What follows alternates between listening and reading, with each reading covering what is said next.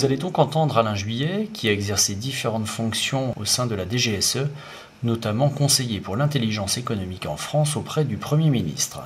Je reprends le dernier point que vous avez évoqué sur l'histoire de l'Égypte, par exemple, où les Américains vous disent « vous n'avez pas le droit de vendre tel avion ou tel matériel parce qu'il y a un composant américain dedans et que la loi américaine ITAR, qu'on appelle ITAR, interdit que l'on puisse vendre sans autorisation des États-Unis un produit qui en contient ». Moi, je vous ajoute tout de suite, ce que vous avez évoqué Alstom, nous avons vendu aux Américains les turbines des sous-marins atomiques, ce qui fait qu'on ne peut plus faire de sous-marins atomiques en France sans autorisation américaine. C'est une perte de souveraineté absolue. C'est ça la réalité. Voilà. On parle un peu d'Alstom. Pourquoi pas? Alstom, c'est quoi? C'est un monsieur qui s'est couvert en bradant une de nos entreprises pour éviter quelques poursuites d'un de nos amis? Ou est-ce que c'est autre chose? Ah non, je crois qu'Alstom, c'est une affaire emblématique, si vous voulez. C'est une opération. Pour moi, c'est une véritable opération qui a été montée pour récupérer les turbines à gaz, c'était le seul domaine dans lequel les Français étaient leaders mondiaux. Donc on met la France en laisse, on perd notre souveraineté?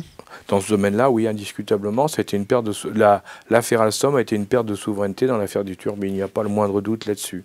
Et c'est une opération montée, puisque quand on reprend toute l'histoire, si vous voulez, on voit l'utilisation des lois extraterritoriales, on voit les écoutes, parce qu'il y en a eu, hein, on voit les menaces sur les uns ou sur les autres, on voit la justice américaine, enfin, on voit quantité de choses. Et on voit des fake news et on voit de la manipulation. Vous parlez de des fake news, mais moi je me souviens du président d'Alstom faisant une déclaration à la presse en disant notre affaire, tout va très mal chez nous, il faut qu'on vende parce que tout va très mal dans notre affaire. Bon. Et puis une fois qu'on a vendu aux Américains, le successeur a dit à la première réunion financière, a dit non, la situation est très bonne. De qui se moque-t-on? Qu'est-ce qu'il faut qu'on fasse pour arrêter ça là? Comment on fait pour récupérer notre souveraineté? Non mais la justice, d'accord. Il y a le droit anglo-saxon, puis il y a le droit romain. Oui, mais si vous voulez, il faut que l'État doit agir, l'État, mais également la justice. Est-ce qu'on n'est pas devenu une puissance de moyenne impuissance? Bien sûr. Oui, c'est une bonne phrase. C'est une bonne phrase. Pierre connaît ça. Ouais, mais Pierre, que j'aime beaucoup et qui est un homme de grande qualité, ça ne m'étonne pas qu'il dise ça, mais il a raison. Il a raison. Nous avons des capacités, mais encore faut-il avoir la volonté, si vous voulez. Mais je crois aussi qu'il y a... Je reviens à ce qu'on a dit tout à l'heure sur des affaires comme ça. Sur Alstom, moi, ce qui m'a frappé sur Alstom, c'est qu'en définitive, au plus haut échelon de l'État, les gens ne comprenaient pas ce qui se passait. Donc, si vous voulez, là, je le pense vraiment. Je pense qu'il y a eu des fautes de fait, évidemment, mais c'est des fautes qui ont été, je dirais, inconscientes parce que les gens n'avaient pas compris ce qui se passait. Il a fallu que toute l'affaire soit déroulée. Ensuite, une fois qu'elle était terminée, que toute l'affaire soit déroulée pour que ce qu'on disait avant, les uns et les autres, en disant « attention, voilà ce qui se passe », les gens mettant tout bout à bout disent « mais c'est vrai ». Non, mais les gens, c'est le pouvoir politique. Oui, le pouvoir politique. Oui. Est-ce qu'on est dirigé par une bande de crétins arrivistes? Non, mais je pense que c'est aussi parce qu'il y a une... Je pense qu'on a... C'est paradoxal, mais je pense qu'au niveau de l'État, au niveau des plus hautes autorités de l'État, par moment, il y a une certaine naïveté. Ou une consanguinité? Possible aussi. C'est possible aussi. C'est grave. C'est possible. On fait quoi pour récupérer notre souveraineté? Ah oui, mais c'est clair que, si vous voulez, quand on prend par exemple, vous prenez les grandes sociétés françaises et vous regardez les conseils d'administration, bon, vous vous apercevez qu'il y a des croisements dans tous les sens. Bon, les gens, ils sont des mêmes écoles, ils sortent des mêmes écoles, ils sont des mêmes promotions, ils se retrouvent dans les sociétés les uns face aux autres. Bon, vous n'allez pas démolir le copain parce que vous êtes administrateur de sa société alors que lui est administrateur de la vôtre. Parce que sinon, il va vous le faire payer. Donc on voit qu'on a mis en place, mais dans le temps, hein, ça fait 50 ans que ça s'est mis en place, on a mis en place des systèmes qui forcément mènent au dysfonctionnement. Alors on fait quoi? Il faut changer les règles. Non, mais on fait comment pour changer les règles? On les prend en je pense qu'il faut... Alors là, c'est le politique. Là, c'est vraiment des décisions politiques. Les politiques, c'est les mêmes. Ah oui, non, mais attendez. Je sais que c'est les mêmes, mais il faut justement espérer qu'il y en a de temps en temps, ça arrive quand même. C'est des incantations. Non, non, non, non, non, non. Je vous ai dit que j'étais optimiste, mais pas complètement idiot non plus. Hein. Je pense qu'il y a des gens qui ont la capacité, qui comprennent, et qui ont la capacité d'imposer. Qui? L'armée? Écoutez, moi, je vais pas faire de promotion politique de quiconque, hein. Allez. Non, mais attendez, non, mais je vais vous dire, je pense qu'il y avait des gens. Alors si je prends le passé. Hein, De Gaulle, on pouvait l'aimer ou pas l'aimer, mais De Gaulle, c'est le genre de truc qu'il savait faire. Pompidou, derrière, quand il avait fait des mutations très importantes au niveau de l'État français, bon, il n'hésitait pas non plus. Hein. Il y a eu des purges, mais spectaculaires à l'époque. Hein. On s'en souvient plus maintenant. Mais pourquoi? Et pourtant, c'était un banquier. Hein. Il venait de chez Rothschild. Bon, mais pourquoi il faisait ça? C'est parce qu'il était convaincu qu'il fallait effectivement moderniser et que s'il y avait des blocages, il fallait débloquer. Alors j'entends aujourd'hui, on me dit, c'est ce qui se passe, c'est ce qui va se faire ou c'est ce qui se passe. J'espère. On peut vivre d'espoir aussi. Hein. Ouais, quand il y a une volonté, il y a un chemin. Oui, absolument. Et il n'y a pas de bon vent pour celui qui sait où il doit aller. Enfin, oui, bref. Et oui. Qui ose gagne, c'est ça? Oui, absolument. Alain Juillet, bonjour. Bonjour. Merci d'être avec nous. Alors, vous êtes président de l'Académie de l'intelligence économique. Oui. Vous êtes aussi ancien directeur du renseignement à la DGSE. Alors, on parle beaucoup de la guerre en ce moment. Et vous, qui êtes spécialiste des deux facettes du renseignement, est-ce que vous trouvez qu'il y a aujourd'hui une part très importante de la guerre économique? Dans la guerre contre le terrorisme, par exemple? Est-ce que c'est une nouvelle composante? La guerre économique devient un élément essentiel dans la guerre, si vous voulez, parce qu'on voit que progressivement, la force militaire n'arrive plus à imposer sa loi. Et est-ce que dans la guerre contre le terrorisme, et dans la guerre contre Daesh en particulier, on a des ressorts qui relèvent de cette guerre économique pour agir? Bien sûr, vous avez par exemple le pétrole. Très vite, on a su que Daesh se finançait, en partie, pas totalement, mais en partie, avec l'exploitation, la revente, si vous voulez, de la production pétrolière syrienne et une partie de la production irakienne.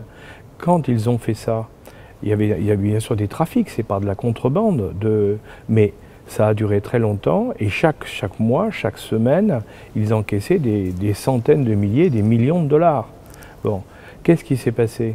À partir du moment où l'aviation russe a enfin fait ce qu'il fallait faire, c'est-à-dire bombarder les camions transportant le pétrole syrien ou irakien vers la Turquie, puisque c'est comme ça que ça se passait, et bien à partir du moment où ils ont été bombardés et détruits, on a vu à ce moment-là Daesh souffrir beaucoup, à tel point que Daesh a réduit les salaires des combattants de Daesh, que les combattants de Daesh sont payés comme tous les soldats, et ils sont payés, et on a vu leur salaire réduire très sensiblement. Donc on a tapé sur le nerf de la guerre. Donc on a tapé sur le nerf de la guerre, parce qu'évidemment, oui, plus le salaire est bas, moins il y a de volontaires. C'est toujours la même histoire. Est-ce que vous avez l'impression qu'on en rajoute un petit peu, du coup, sur Bachar el-Assad aussi? Il est évident que dans la guerre avec Bachar el-Assad, on a rajouté des choses très discutables.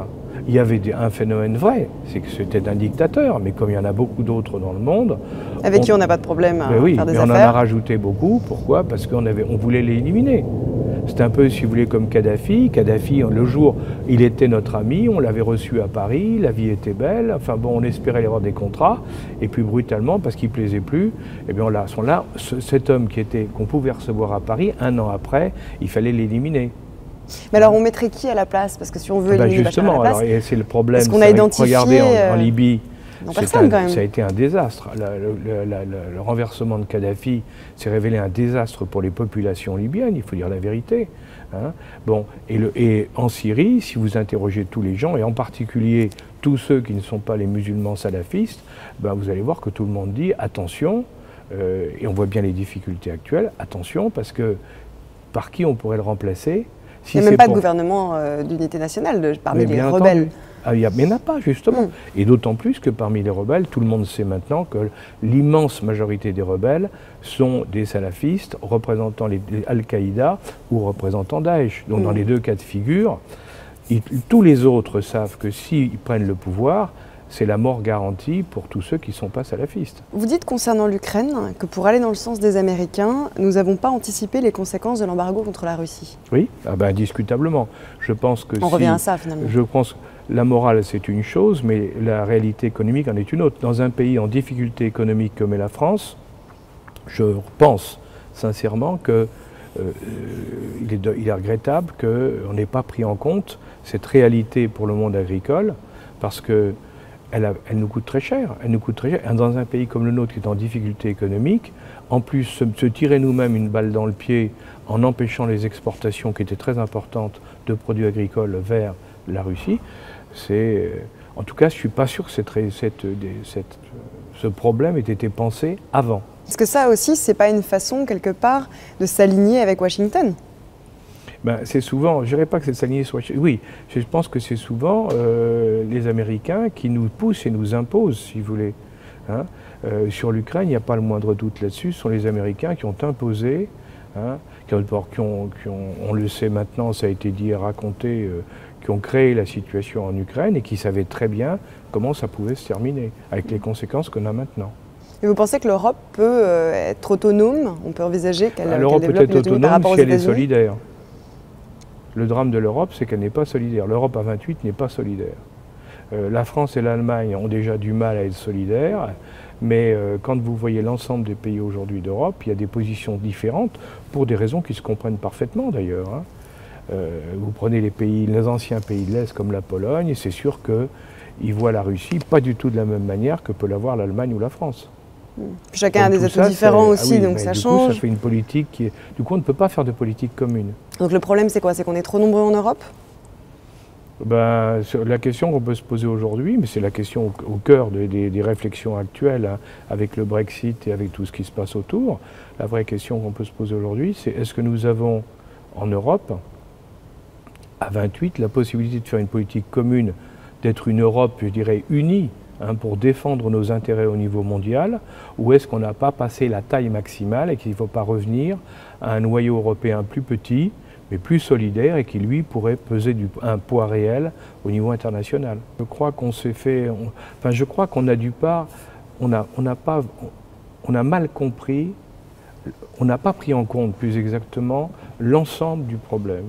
C'est-à-dire qu'on a vu uniquement la lutte d'une partie du peuple ukrainien pour renverser un chef corrompu, un président totalement corrompu et une équipe corrompue. Ça, on a vu ça. Donc là encore, on est dans la diabolisation, oui, pour simplifier. Mais ça, c'était vrai. C'était vrai. C'était vrai qu'il y avait le président et son équipe n'étaient pas clairs du tout, très corrompus, et de l'autre côté, les gens en avaient assez. Donc ça, jusque-là, il n'y a pas de problème. Mais ce qu'on n'a pas voulu comprendre derrière, c'est l'histoire.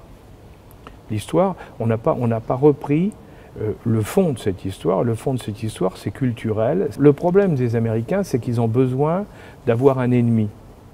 Pour exister, leur stratégie, la stratégie, si vous voulez, l'histoire de l'Amérique montre qu'ils ont toujours eu besoin d'avoir un ennemi. Parce que s'ils se construisent, ils se renforcent à travers cette vision de l'ennemi. Alors quand il n'y en a pas, il faut qu'on en crée un. Puis ça crée une cohésion nationale aussi, j'imagine. C'est ça, exactement. On parle de plus en plus des risques liés aux cyberattaques, oui. Et qui concernent plus uniquement les gros groupes maintenant. Même des petites entreprises essayent de se protéger de ça. Est-ce que vous trouvez qu'aujourd'hui, la guerre, c'est presque plus derrière un ordinateur que sur un champ de bataille finalement? Oui, ça va être de plus en plus, effectivement, derrière un ordinateur, puisque on voit bien que d'un côté, on va avoir les militaires, il y aura de moins en moins de militaires sur le terrain et de plus en plus de robots, donc ils sont pilotés, bien sûr, par ordinateur, que les militaires eux-mêmes seront des hommes plus, si je peux dire, c'est-à-dire qu'on leur aura donné des capacités supplémentaires à travers des moyens électroniques ou numériques.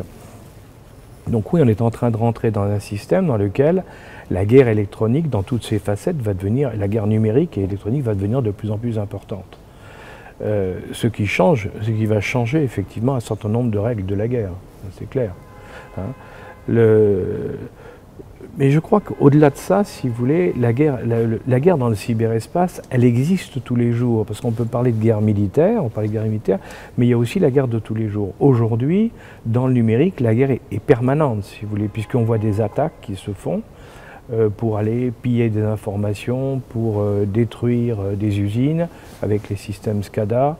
Les attaques SCADA, on peut détruire des usines, on peut piller des centres de recherche, on peut menacer des gens, on peut tout faire. Donc c'est vrai que c'est en train de changer complètement notre mode de vie, notre comportement. Ça oui. Donc si vous voulez, pour moi, la cyberguerre, elle n'est pas seulement dans un aspect militaire ou politique, des campagnes et autres d'influence ou autres. En réalité, c'est quelque chose à laquelle il va falloir qu'on apprenne à partager ou à vivre, parce qu'on va la voir autour de nous en permanence.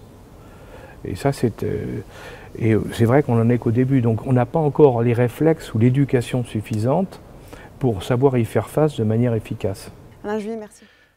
Et si vous arrivez, parce que ça, ce n'est pas une question de loi, ce n'est pas une question de texte, c'est une question d'état d'esprit. C'est une question, je dirais, de prise de conscience par chacun d'entre nous qu'il faut apprendre à se défendre.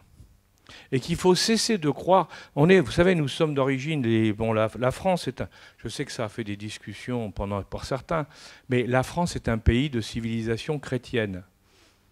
Bon, on peut le dire ce qu'on voudra, mais c'est quand même ça. Et la meilleure preuve en est, c'est que nous, on nous a appris, quand on prend un coup sur une joue, on nous a dit qu'il faut tendre l'autre. On est bien la seule zone du monde où les gens pensent comme ça. Parce qu'ailleurs, si on vous donne un coup, vous le rendez. Et dans certains coins du monde, vous le rendez 2 fois. En Asie, on parle de l'Asie, qui est quand même la zone en développement du monde aujourd'hui, eh bien, en Asie, il n'est pas question de vous laisser faire. C'est absolument inconcevable. Ça n'existe pas dans la culture locale. Hein? Bon. Donc tout ça aussi, ça fait partie des choses. Et ça me permet d'introduire un dernier point, parce qu'il faut que j'arrête pour être à l'heure. Hein. Le problème de la culture. Quand on parle d'intelligence économique, quand on parle de défense du patrimoine technologique, il faut garder à l'esprit que personne n'est pareil. Chaque pays est différent. Chaque pays a une culture. Chaque pays a un environnement, a son histoire. Son histoire, elle est faite des gens qui vivent dans le pays, des gens qui sont arrivés, du climat, de tout, de la forme de nourriture que l'on peut manger. C'est sûr que si on est dans le Sahel, on n'a pas le même comportement culinaire que les Français, parce que ce n'est pas le même type de production. Hein? Et c'est donc chacun a des différences. Si vous êtes chez les Esquimaux, vous ne mangez pas la même chose que chez les Français, ne presque parce qu'il faut absolument compenser le froid par la graisse. Bon, donc chaque pays est différent, chaque zone est différente. Chaque culture est différente aussi. Regardez le mode de consommation des Américains, des Chinois ou des Français, pour prendre trois peuples qui ont des cultures culinaires très différentes. Eh bien, là aussi, il faut bien comprendre que lorsqu'on fait du renseignement économique, de l'intelligence économique, lorsqu'on réfléchit à la défense du patrimoine, il faut penser pour soi, parce que nous réagissons et nous pensons, nous concevons à partir de notre propre culture. Mais quand on s'intéresse aux autres, et en particulier en offensif, quand on veut aller voir ce qui se passe chez les autres, il faut toujours penser que l'autre, il n'a pas la même culture que nous, il n'a pas la même réaction que nous, il est différent de nous.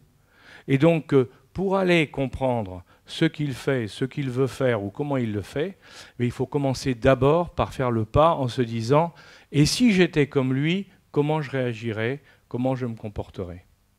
Donc, si vous voulez, ça veut dire qu'il faut, pour faire de la défense du patrimoine, il faut avoir, et pour pouvoir se battre contre tous ceux qui vous veulent du mal, il faut d'abord commencer par une grande humilité, parce qu'il faut cesser de croire que nous sommes géniaux pour se dire que d'autres peuvent être bien meilleurs que nous.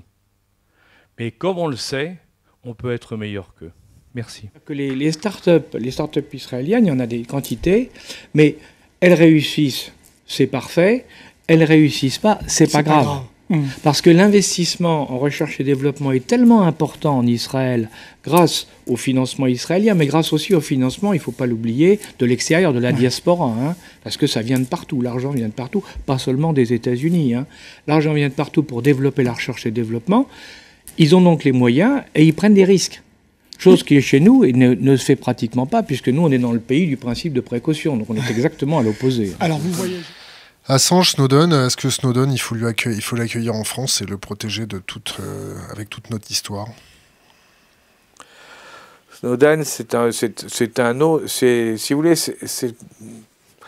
moi je pense que Snowden a eu un immense mérite, c'est qu'il a ouvert les yeux de beaucoup de gens sur des réalités que les gens ne voulaient pas croire. Ceci dit, une bonne partie ont lu ce que disait Snowden et n'y croient toujours pas. Donc ça, c'est encore, il faut être réaliste. Hein. C'est des crétins ou c'est simplement des gens dans le déni? Non, c'est le déni. C'est le déni, c'est pas possible. C'est exagéré, c'est pas possible. Qu'on se la fasse mettre par notre ami? Par exemple. Ouais, on dit c'est pas possible, que c'est pas possible, c'est comme ça. Alors que tous les gens le savent, c'est pas un secret, hein, les gens le savent très bien. Et Snowden, ça n'a pas été une révélation. Hein. Les Wikileaks, avant, on avait donné aussi un certain nombre d'informations, et il y a eu des fuites par moment. Hein. C'était l'Arwind. Attendez, il y a eu un des rares transfuges américains venus en Europe, il s'appelait Philippe Hadji. Je parle de ça il y a 30 ans, 40 ans. Il avait commencé à expliquer ces choses-là aussi. Il avait fait un livre où il avait raconté, hein, justement, certaines pratiques. Bon, à l'époque, dans les services, ça avait eu un succès d'intérêt, je dirais évidemment, mais pour le grand public, c'est très loin des problèmes du grand public, il faut être honnête. C'est très loin des problèmes du grand public, pourquoi? Est-ce que le grand public n'a plus les capacités cognitives de comprendre ce monde si complexe, ou est-ce qu'on les maintient à l'état de chatons en les infantilisant? Ah, je pense qu'on infantilise, oui. À mon grand regret, je pense qu'on infantilise les gens. On ne veut pas dire des choses qui... On ne prend pas les gens... pour m'expliquer exactement. Les générations actuelles, avec les moyens d'information dont disposent les générations actuelles, on est beaucoup plus au courant des choses qu'il y a 20, 30 ou 50 ans. C'est évident. À tout point de vue, d'ailleurs. Hein. On voit des documentaires qui font qu'on connaît le monde sans quitter son salon, ou sa salle à manger, ou sa chambre. On connaît le monde. On a vu des films, on a entendu, on a vu comment étaient les gens et autres. Bon, il y a 50 ans, il fallait partir en bateau, en avion, ça m'a été un temps fou, il y avait des risques et tout. Bon. Sur le plan de ce qui se passe, des méthodes, c'est exactement pareil. Il y a des livres qui paraissent, donc les livres sont souvent très précis et donnent plein d'informations, mais les gens ne lisent pas. Si vous voulez, les gens lisent peu en définitive. Ils lisent des romans. Mais la réalité, les gens ne la lisent pas beaucoup, la réalité.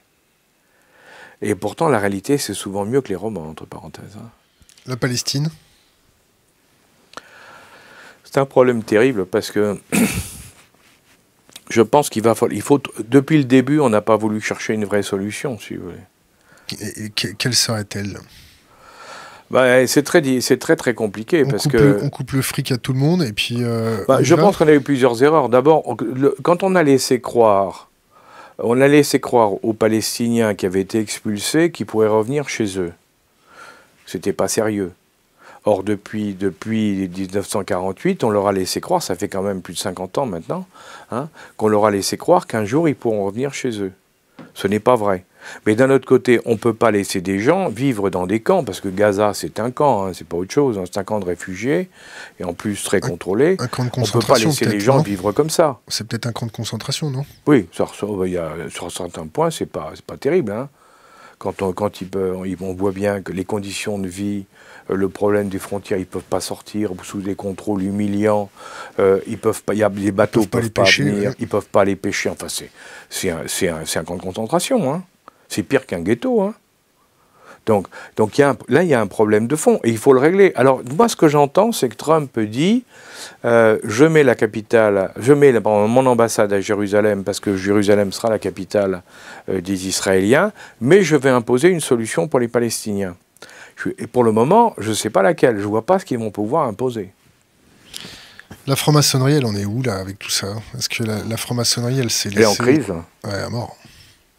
Elle n'est pas morte, mais elle est en crise. Elle est en crise parce que, justement, elle a apporté des réponses. La franc-maçonnerie, au XVIIIe siècle, elle a apporté énormément de réponses parce qu'elle a permis des échanges qui n'était pas possible dans des systèmes qui étaient des systèmes de dictature. Une royauté, c'est pas un système totalement libéral. Hein.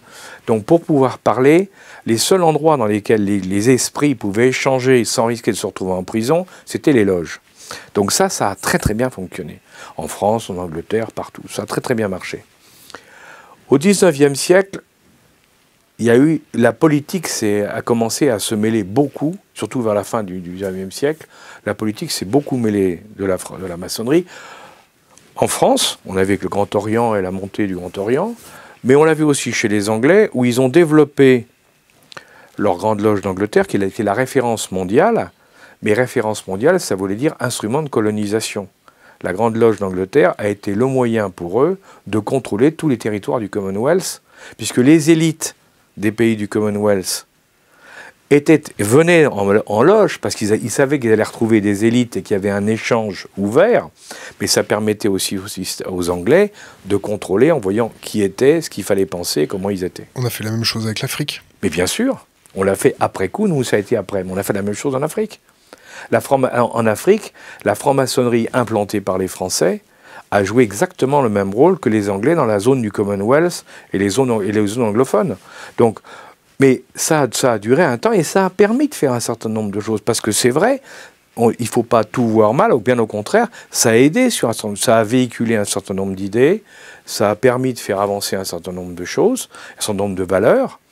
Mais aujourd'hui, le problème, il est qu'on se trouve dans un nouveau monde. Ça n'a pas été contre-productif de la France-Afrique, tout ça? Comme toujours, il y a des dérives. La dérive est toujours contre-productive. Hein. Mais il n'y a pas eu que des dérives, si vous voulez. C'est ça, si vous voulez. Il y a eu... ça a été aussi un moyen de repérer les élites, des gens de valeur, et de les faire monter en puissance. Ça, de ce côté-là, ça a été très utile. Hein. Alors, il y a eu des dérives aussi, il ne faut pas se leurrer. Hein.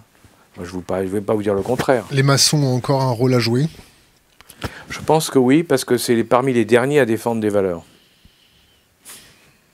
Ils ne sont pas eux-mêmes sous influence, avec des déviances, c'est un problème. Avec des réseaux de corruption? Ah oui, mais ça, c'est un problème. Comment on fait pour aller à la chasse aux corrompus dans une loge? C'est pas facile. C'est pas facile la parce 12-7, que... La 12-7, c'est pas mal, non? Non, parce qu'on apprend la tolérance. Hein, mais on apprend la tolérance. Non, mais c'est vrai que il y a plusieurs dangers dans les loges, si vous voulez. Il y a le danger de la corruption, c'est les affairistes, les gens qui viennent en pensant que ça va leur servir. Alors, en France, ça n'a plus beaucoup de valeur aujourd'hui. Ça a été vraiment une réalité, en fait, sous la 3e et la 4e République, ça c'est clair. Depuis, ça a énormément baissé. Il n'y a pas de, le fantasme actuel, il n'y a pas grand-chose. Parce que, pour une raison très simple d'ailleurs, c'est que ça ne fonctionne pas, c'est très cloisonné les loges. Une loge, c'est un petit nombre de gens. Alors ils se connaissent bien, ceux-là, mais ils ne connaissent pas les autres. Donc si vous voulez, ce n'est pas si simple qu'on veut le croire. Hein. Mais cette défense des valeurs me paraît, moi, un élément positif. Donnez-en 3 à l'Internet, par exemple. L'égalité, la fraternité, la liberté. Je rajouterai la tolérance. C'est déjà, pour moi, c'est des valeurs qui sont très importantes. Si vous voulez. Alors après, il y a d'autres valeurs qui sont des valeurs qui... mais là, ça va plus loin, si vous voulez. C'est des valeurs spirituelles, c'est-à-dire que en maçonnerie, une bonne partie de la majorité de la maçonnerie déiste en France ou non déiste est spiritualiste. Hein. Déiste ou non déiste? Justement, il y en a qui sont déistes, il y en a qui ne sont pas déistes. Hein. Mais ceux qui sont déistes, qui sont c'est plutôt ceux-là qui sont pour la spiritualité, là, on découvre très vite que, par exemple, ce qu'on appelle la transcendance, la recherche de la transcendance, ou la compréhension de la transcendance passe par l'humilité. Donc l'humilité devient une valeur maçonnique. Ceci dit, je vous dis, il faut pour ça travailler, et ce n'est pas le cas de tout le monde. Il faut polir sa pierre, c'est ça?